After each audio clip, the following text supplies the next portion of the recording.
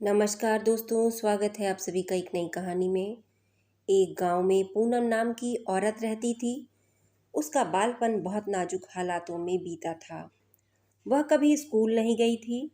उसकी माँ ने उसका विवाह विक्रमपुर के छोटे किसान से कम उम्र में ही कर दिया था। उस समय शादी कम उम्र में हो जाती थी। उसके ससुराल वाले इतने अच्छे नहीं थे। सास उसे हमेशा दोष देती थी। उससे दिन भर सारा काम करवा लेती थी और खाने के समय उसे बासी खाना देती थी। उसका पति भी उसकी कोई बात नहीं सुनता और उस पर हर छोटी मोटी बात पर चिल्लाता रहता था। वह जब अकेली रहती तब बहुत रोती थी। कुछ महीने बाद पूनम गर्भवती हुई। उस वक्त उसे आराम, अच्छे खाने, प्यार और देखभाल की बहुत ज़्यादा ज़रूरत थी। लेकिन उसके ससुराल वालों ने उसे ऐसी जगह रहने पर मजबूर किया जहाँ जानवरों को बांधा जाता था। फिर कुछ दिन बाद उसने तबेले में ही एक बेटी को जन्म दिया। बेटी बहुत सुंदर थी, लेकिन कन्या होने की वजह से घर के सब लोग उस पर नाराज हो गए, क्योंकि उनको लड़का चाहिए था और हो गई लड़की। इसमें पूनम का क्या कसूर था? पूनम की सास उसे कहने लगी कि हमें तो लड़का चाहिए था, पर जो किस्मत में ना था वह कैसे मिलेगा। पूनम को पौष्टिक खाना तो दूर, उसे रोज खाना भी नहीं मिलता था।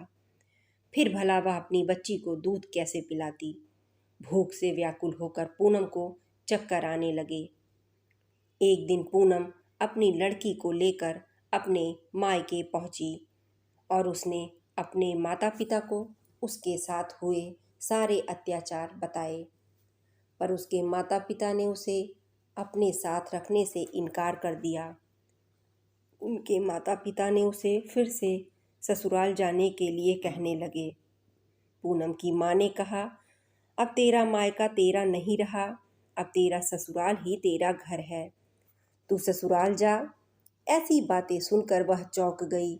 उसे कुछ समझ में नहीं आ रहा था। फिर पूनम अपने मायके से निकली और अपने ससुराल जाने की इच्छा भी नहीं हुई। अनजान रास्ते पर अपनी बच्ची को लेकर वह दिन भर चलती रही। शाम को शाम हो गई और वह प्यास और भूख से व्याकुल हो गई।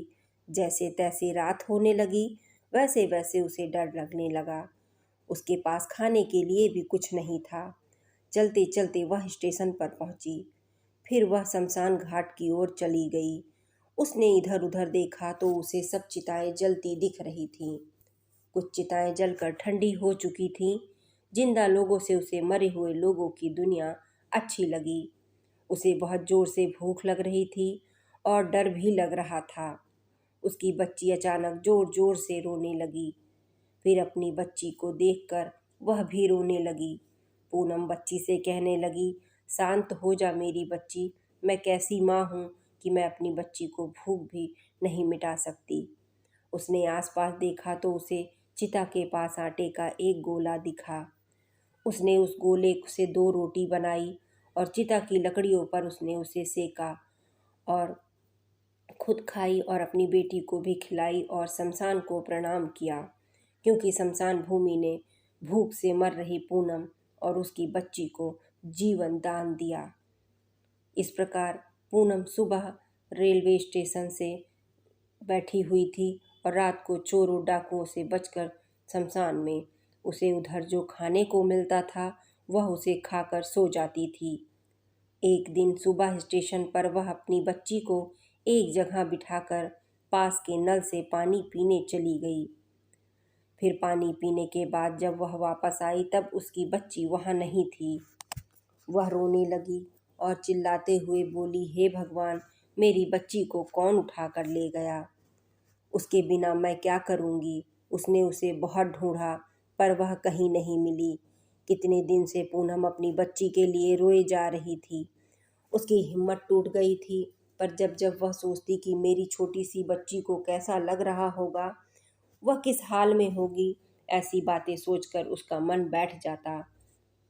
एक दिन उसने देखा कि 4-5 बच्चे स्टेशन पर भीख मांग रहे हैं। वे सब अनाथ थे। उनका आगे पीछे ख्याल रखने वाला कोई नहीं था।